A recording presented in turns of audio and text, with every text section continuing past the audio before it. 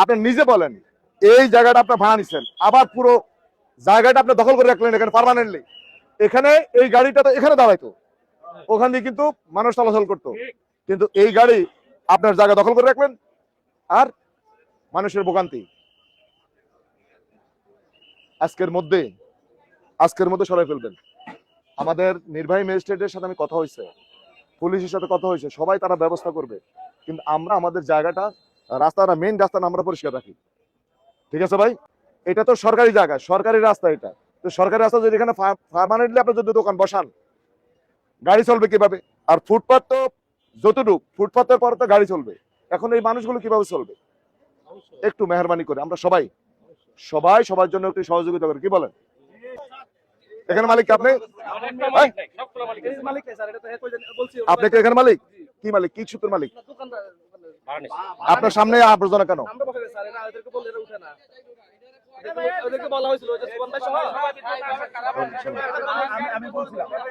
আমি কয়েকবার বলছিলাম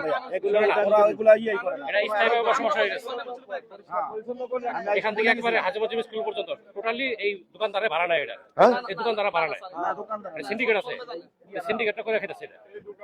বললাম না, আমাদের এই যে দোকান বসাই, এইদিকে দেখেন অবস্থা, রাস্তা হচ্ছে ছোট, এই যে মানুষের কষ্ট, সব কষ্ট কিন্তু এখানে এসে কিন্তু ইয়া করতেছে। ভাই আপনাদের অনুরোধ করছি, এটা কিন্তু আমার কাজ না, এটা উচ্ছেদ অভিযানের কাজ, ম্যাজিস্ট্রেটের কাজ, পুলিশের কাজ। আমি অন্য কাজে আসছি, কিন্তু আপনাদের জাস্ট স্মরণ করে দিলাম, আপনারা মেহরবান করে বিকল্প ব্যবস্থা করেন, এই জায়গাটা ফ্রি করে দিতে হবে। ফুটপাথ এখানে ধরেন 6 ফিট 4 ফিট, আপনারা যদি 2 ফিট, আপনি যদি 2 ফিট দখল করে ফেলেন, এই যে পান দোকান বসান, তারা যদি এই দোকান বসেন, তো পাবলিক হাঁটবে কিভাবে?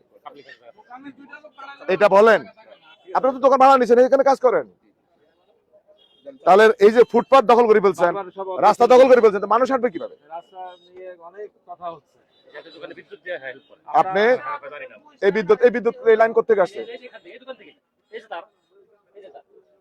দাঁড়ান, এই লাইন কোথেকে আসছে? এখান থেকে আসে নাই? এই লাইন কি আপনি কি ফ্রি দিচ্ছেন এখানে? এটা কি সিস্টেম ভাই?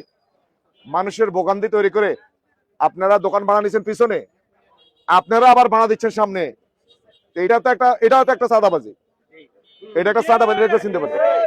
এটা ঠিক কি বলেন? এটা ঠিক কিনা বলেন? আমাদের শহর আমরা যদি এমন করি, এখানে ময়লা স্তূপ, এখানে রাস্তা দখল, তাহলে আমাদের জনগণ কোথায় যাবে বলেন? আমাদের বাংলাদেশের মতো এতটা অসভ্য নাগরিক পৃথিবীর আর কোথাও আছে বলে অন্তত আমার জানা নেই। মানে সাধারণ কমন সেন্সও আমরা একটু খরচ করতে চেষ্টা করি না, এতটাই স্বার্থপরভাবে আমরা জীবনযাপন করি।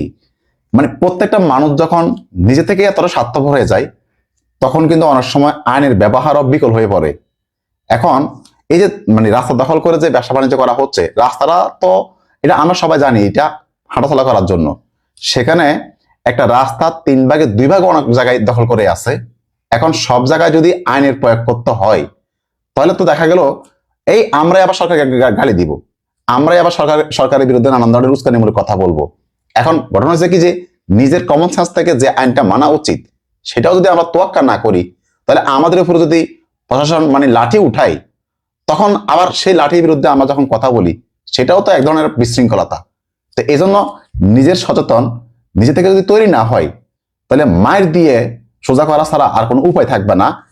দেখেন মানে যারা ভুক্তভোগী, যাদের অসুস্থ রোগী আছে বাসায়, বিশেষ করে প্রেগনেন্সি মহিলা এবং হার্টে যারা সমস্যা আছে, এছাড়াও আরো ইমার্জেন্সি যখন মুমূর্ষ রোগীগুলা বিভিন্ন জায়গা থেকে, বিশেষ করে যাত্রাবাড়ি, ড্যামরা, তারপর যেগুলো আপনার ঢাকার যে প্রবেশ যে মুখগুলো আছে, সেখানে যখন বাহির থেকে মানুষগুলা প্রবেশ করে আর যখন জ্যামে আটকে থাকে, কেন আটকে থাকে? এই যে ব্যবসায়ী ফুটপাতে যারা দখল করে ব্যবসা করে, তাদের কারণে। তো এখন এই যে আপনাদের কারণে যে মানুষগুলো এত কষ্ট পাচ্ছে, এটার আপনি কি মনে করেন যে আপনার ফ্যামিলি ভালো আছে? এবং এই যে মানুষগুলো অভিশাপ আপনারা কি পাচ্ছেন না?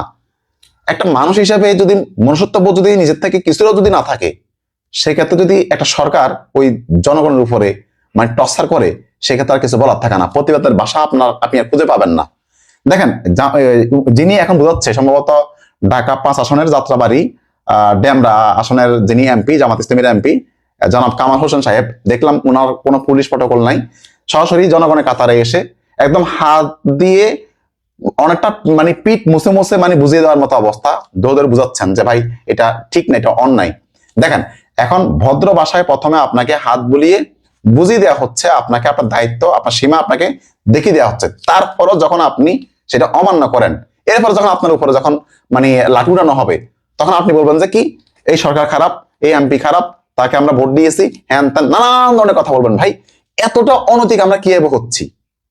আমাদের এতটা কমন সেন্স কিভাবে নষ্ট হয়ে যাচ্ছে? আপনি জানেন যে এখানে এটা অন্যায়, আপনার কারণেই কিন্তু এই মানে রাস্তার মধ্যে যানজটের সমস্যা হচ্ছে, আপনাদের কারণে হচ্ছে। আর একটা ব্যাপার হচ্ছে কি, এই যে ফুটপাত থেকে যারা কিনেন, আমাদের এখানে মানে দোষ আছে। আমরা যারা ফুটপাত থেকে কিনি, আমরা মনে করি কি যে সহজে পাচ্ছি এবং দাঁড়িয়েই পাচ্ছি। আমরা যদি ওদের কাছ থেকে না কেনার একটা দায়িত্ব নেই, আবারও বলবো যে আমরা যদি এই যে ফুটপাতে যারা ব্যবসা করে, মানে ফুটপাত দখল করে, ফুটপাতের রাস্তা দখল করে যারা ব্যবসা করে এবং যারা বিক্রি করতে বসে, তাদের কাছ থেকে যদি আমরা যারা ক্রেতা আছি তারাও যদি কিনা বন্ধ করে দেই, এক্ষেত্রে রাষ্ট্র এবং প্রশাসন একটু হেল্প হবে এবং যিনি এমপি সাহেব আছেন তারাও মানে একটা সাপোর্ট পাবে যে না, জনগণ সাড়া দিচ্ছে। দেখেন দায়িত্ব আমাদের সবার, যিনি বসছে তার কাছ থেকে না কিনা, কারণ যারা অনেক টাকা দিয়ে মার্কেটের দোকান নিয়ে সেখান থেকে আমরা কিনতে পারি, কিন্তু না, আমরা অলসতার জায়গা থেকে আমরা কি করি, এত দূরে যাব, ওখানে যাবো, একটু কষ্ট হচ্ছে না, এখান থেকে কিনে ফেলি না, আমরা সেটা করতেছি না। দেখেন আমরা যদি সচেতন হই, তাহলে এই যে মানে পুলিশ প্রশাসন তো আমাদের গায়ে হাত ওঠানোর কোনো চান্স নাই। তখন আমরা সচেতন না হলে, আমরা যদি ঠিক না হয়, আর আমাদেরকে যদি একবার দুবার তিনবার যদি ঠিক করতে না পারে, তখন তারা যদি আমাদের সাথে অনৈতিক আচরণ করে, তার দোষ আমরা তাদেরকে দিতে পারি না।